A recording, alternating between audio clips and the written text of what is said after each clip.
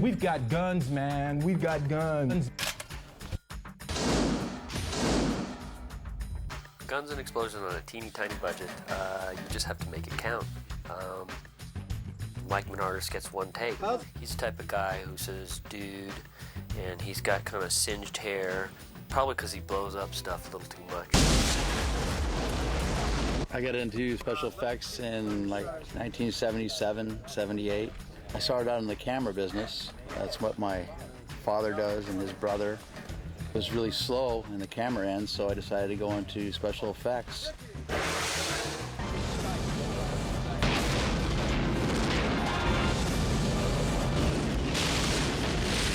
My name's Mike Papik. I'm here today as the weapons handler. I've done 3 of the Lethal Weapons and 2 of the Die Hards. Crimson Tide, Enemy of the State, Gone in 60 Seconds. Oh, just a bunch of other stuff.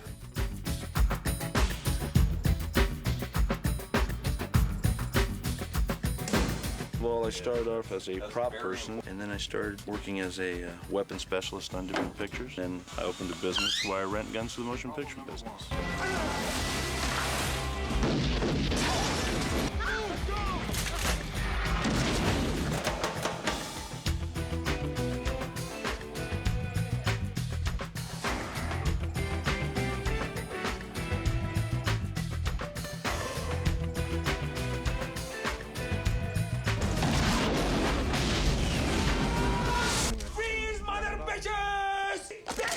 Freeze, bitch!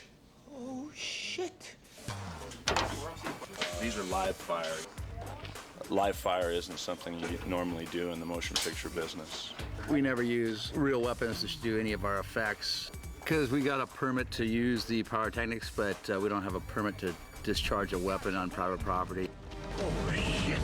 The effect of actually what the bullet does is magnified with special effects versus what it actually happens. If you take that water jug and fill it up with water and you shoot, it will burst it open. I mean, it does a pretty good job. But as far as putting cars in holes and spark hits on cars and stuff, bullets usually don't spark, and they usually put nice, neat holes going in and rather larger holes going out, but not always. It's probably way less impressive than you would think, shooting live ammo versus what the special effects world does. We're rigging these this television and these computers and that suitcase for simulated explosions. Look, Fletcher, man, you kind of told us that this thing would move a little quicker than this, man. Hey, man, it's not that easy, okay? If it was that easy, you guys would be doing it. The laptop here is a self-destruct kind of James Bond, Mission Impossible explosion kind of thing. Hey, man, work your magic. You say you're a computer whiz, man. Come on. So we have some spark devices and some explosive squibs that we'll place in here to blow the keys out and blow the screen up and kind of make it jump around and sparks fly out of it. It's going to be a booby-trapped computer. Hey, man, back up off me, okay? I'm doing an illegal favor for you. Okay, this is what I got put in jail for in the first place. So you back up off me. These kind of things kind of take out the stuff that's dangerous, like the hard flying little objects and heavy and dangerous electric batteries. Kind of got to take everything apart, put it all back together. When you're done, it looks like you started when you started, but it's not the same. Man, you don't sit your lanky ass down. Bottom line, I will knock you the fuck out. The facade snapped into the hole. Voila. Is this one going to be flashy? Should we dial our... There's 2 flashes right in the front. Straight out. 5, 4, 3, 2, 1, fire. Yeah, I think that half second's good. 4, 3, 2, 1, fire.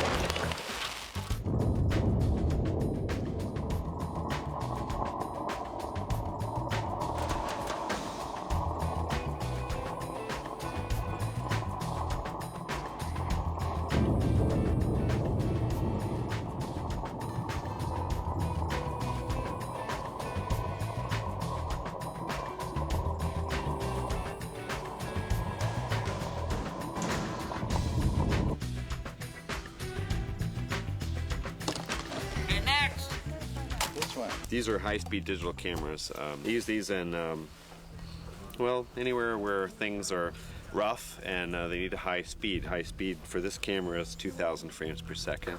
It's basically a brick. They use these in airbag tests. Ready, guys? Yeah, Mike, we're trying to go, but this camera crew is back here. We're having trouble getting our marks.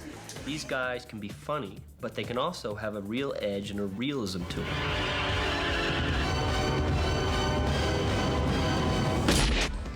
Trigger Larry.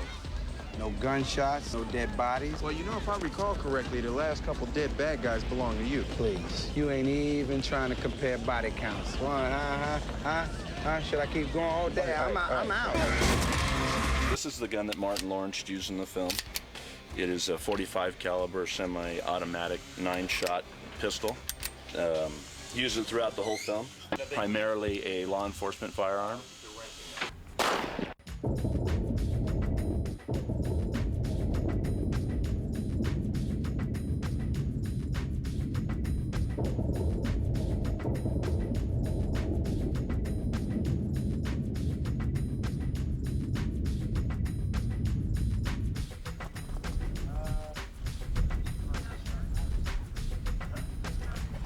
Michael Bay's our director. Here, wait, come here. Bring the camera. He's good. He loses his mind sometimes. Look at these guys. All right, ready? They're different people. Martin's a family man. He wants to be a little safer. Will's kind of more the gung-ho type. I want to meet the man who whooped your ass. I want to meet who whooped Shaft's ass. That's what I want to meet. Look at me, man. Last night, you don't know what I've been through. My wife done kicked me out the house, kicked me out of happy home. But no, you got to go off by yourself. I got this, partner. I got this. Bullshit. I am feeling much better, though. Thank you.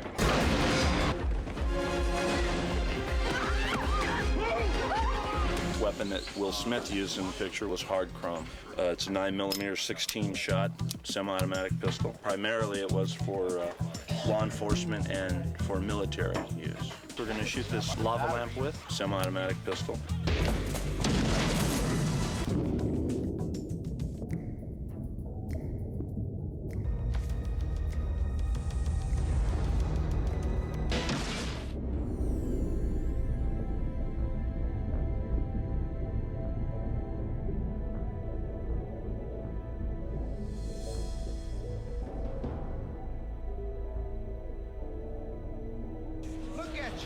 Can you stay focused? What are you talking about? I'm focused. Yeah, focused on all this scattered ass around here.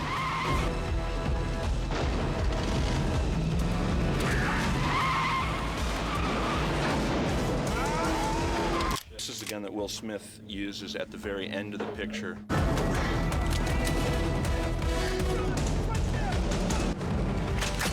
What's up? It's an 8-shot, mostly stainless steel 12-gauge pump. That catches you right here in the web of the hand real hard, each shot.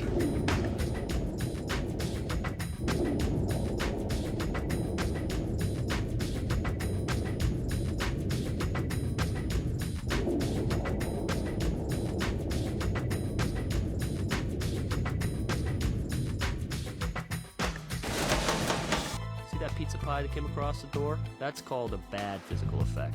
This is not how a shotgun blows off a door. We were trying to save some money here by hiring guys that were down local in Miami, and this was the thing that kind of made me think, I need someone who's done real big movies before. And that's how I just decided to bring in Mike Minardist. I started figuring out different ways to do bigger explosions and have the camera see more of the explosions instead of just whiting out the film. So we'd use less powder to make the fire richer. If the camera was going to be whited out, we'd use like a lot of powder and just a little bit of gas so it would atomize it all out, and then the fireball would go away real fast. Kind of like what we did on Enemy of the State. We had a building that was 6 stories we were going to implode, and we wanted to see the building come down, so we didn't want to obliterate it in gas. So we timed it all out so the explosion with the gasoline would last like 2.5 seconds, and then after that we started bringing the building down. Okay, fuck that. I don't want no brain fragments on me. That shit gets in your clothes and it stinks. The speed explosion where the bus crashed into the airplane and they both blew up. That was right next to a big glass hangar at a real airport in Mojave, and it all went off perfect. If anybody ever said that making an action film is easy, it's not. It's a lot of work that goes into it. I have a great deal of respect for people that work in action films and just big budget films, period, that are grueling. You know, it's a lot of work. When we were shooting Bad Boys, we were gonna have this shootout in a hotel room. We had this TV rigged to shoot out with a shotgun, and all of a sudden Michael decided he didn't want to shoot it out. He just wanted it broken in the scene. So I went out and grabbed a big sledgehammer and smacked it as hard as I could with a sledgehammer, and it bounced right off. I couldn't believe it. So then I took the back off the TV and tapped it with my pliers, and the whole thing just imploded. So it was pretty surprising.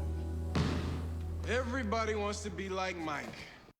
When we do simulate a gunshot on a TV, because the glass is like three-quarters of an inch thick in the front, we put the charges on the back where it's only like a 1/4 inch, in some places an 1/8 inch thick.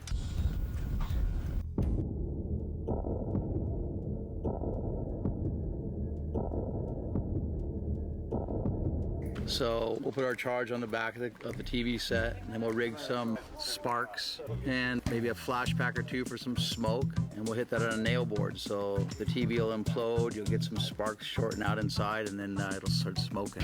Who done tore off and whooped your ass now? Take the time. It's really the fucking time. It's exceedingly rare that you get a chance to put real bullets through a TV screen in a movie because of the obvious hazards. Even though the bullet's highly directed and hard to do because the screen's so thick, if we were to shoot a marble at it, it cracks the screen and bounces off. You'd be very likely to get hit in the forehead with the ball you just shot. Unfortunately, every TV is a little different, and without the opportunity to test, which is a crucial element of this business, often you're kind of in the dark.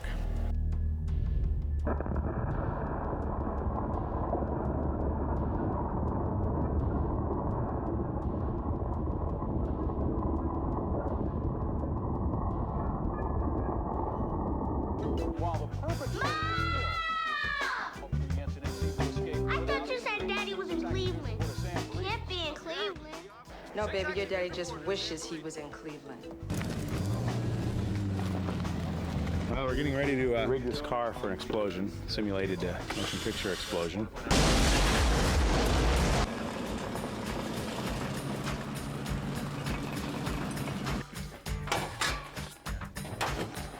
Putting in a hood mortar right here. We're gonna fill this full of sand.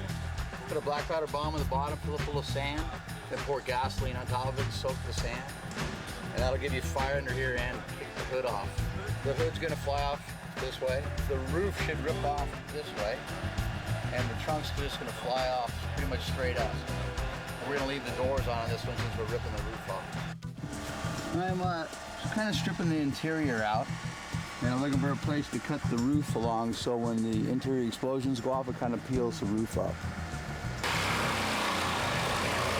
Well, mainly would remove any loose, hard objects from the car that are likely to fly in unpredictable directions. Aim the explosive energy in a safe direction, position the crew, the camera, and the explosion in such a way that minimizes hazards to people. And we always have fire trucks or water trucks standing by and fire extinguishers, and work with the minimum amount of crew. You're sick. So, see, something is wrong with you. Yeah. You have a problem and you should have yourself checked. We're putting charges, these are SG-78s. We're putting these on the windows to break all the windows on the second nail. What I'm doing, assembling the black powder lifters that will be used to atomize and disperse the gasoline in the car explosion.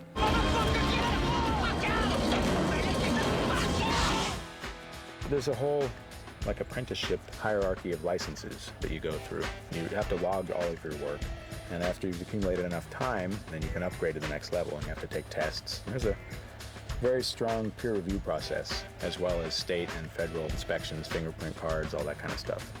It's very well controlled. They don't take this lightly.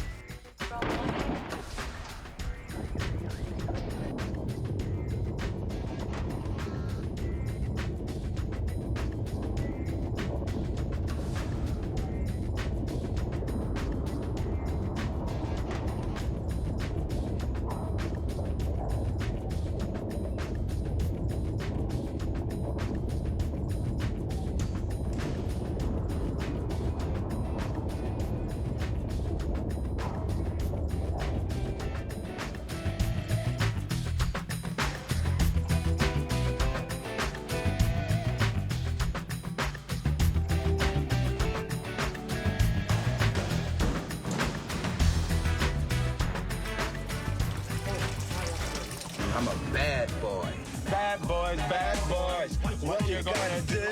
What you gonna do? Oh, God damn it, go, go, go. Oh, God damn it. This is 9mm submachine gun. Holds 30 rounds of 9mm. It is employed mostly by law enforcement. It's what we use to shoot the sunflowers in the glass vase.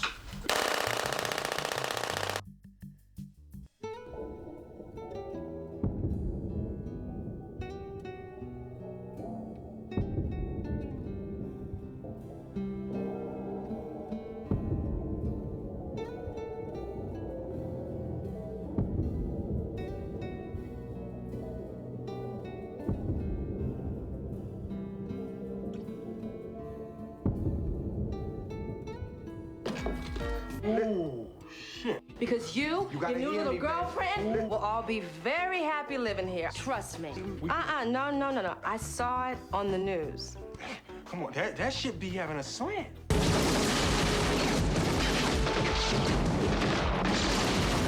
This is a pistol. It's a .223 caliber pistol. It's the one that Will Smith takes in at the very end in the airplane hangar. What it is an M16 shortened, smaller. It shoots .223 caliber at about 850 rounds a minute. This is actually a combination of two guns. It's a semi-automatic legal pistol that would be just kind of a curiosity, really. But we have attached a fully automatic M16 lower receiver to it to make it fire fully automatic.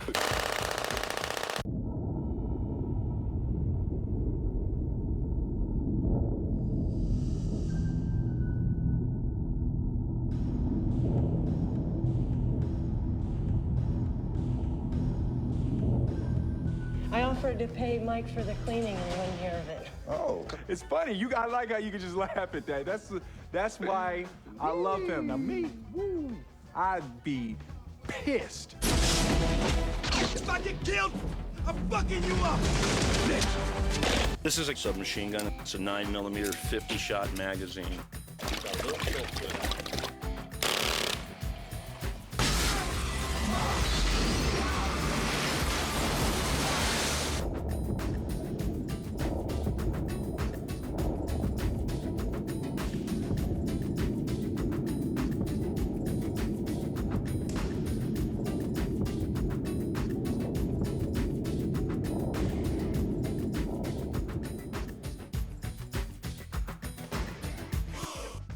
Hello? Don't be alarmed, we're Negroes. Oh, man, no, too much bass in your voice. That scare white folks. You got to sound like them. We were wondering if we can borrow some brown sugar. It's a sniper rifle. It's a 50 caliber sniper rifle to shoot at ranges up to and over 1 mile. Its primary function was a long-range sniper rifle for the U.S. Navy SEALs. The ammunition this shoots is 50 caliber ammunition. It shoots a big, over an ounce slug at 2,650 feet a second.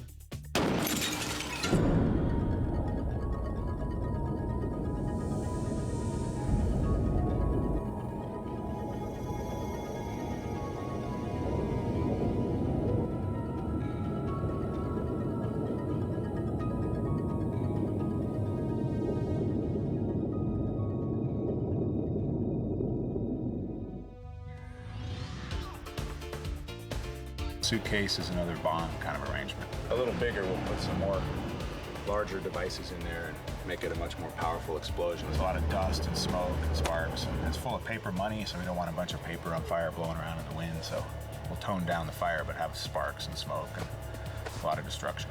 I blow you, then I blow you. Blow me, what the fuck now?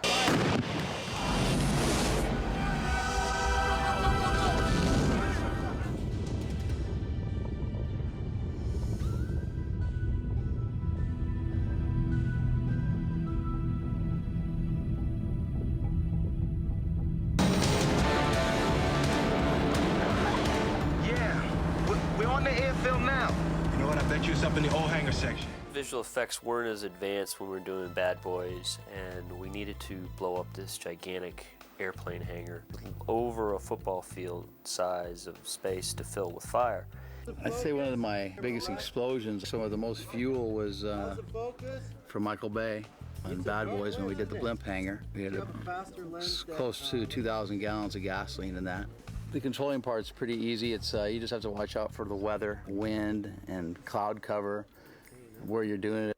The day we shot this hangar blowing up, I remember walking around the floor, and there were all these little cords, these little blue cords, and about 50 pounds of pressure will set off the entire hangar. Right as we're in this minefield, Mike goes, "Hey, by the way, don't step on these little white cords that were everywhere." I said, "Why?" He says, "Because the whole place will go up." When we were about to blow this thing up, somehow this rainstorm came in, and Mike is in the hangar saying, "We need to blow these triggers or it's all going to be wasted. They're not going to fire because they're too wet." So this was a moment of truth. When you had a $100,000 explosion rig and you had a guy who was blowing it up saying it's not going to work if we don't blow it right now, and I said, well, the weather doesn't match, it's raining, we see the rain, it's too much rain. So I called the air tower, and the tower said, give it another 17 seconds and the rain will pass. Anyway, we blew it up, and it was very hot, even from far away. It was extremely hot.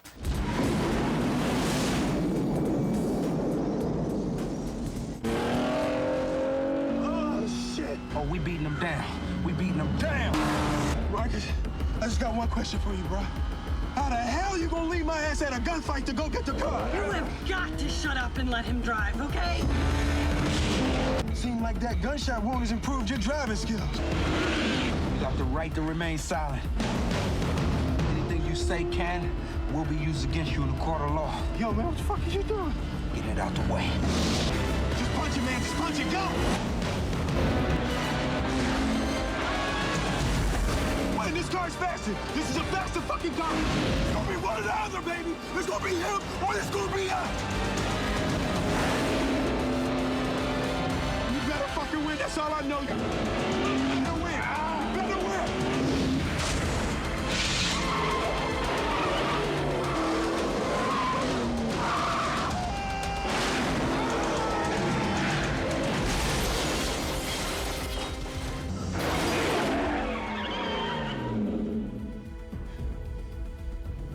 Now that's how you're supposed to drive. From now on, that's how you drive.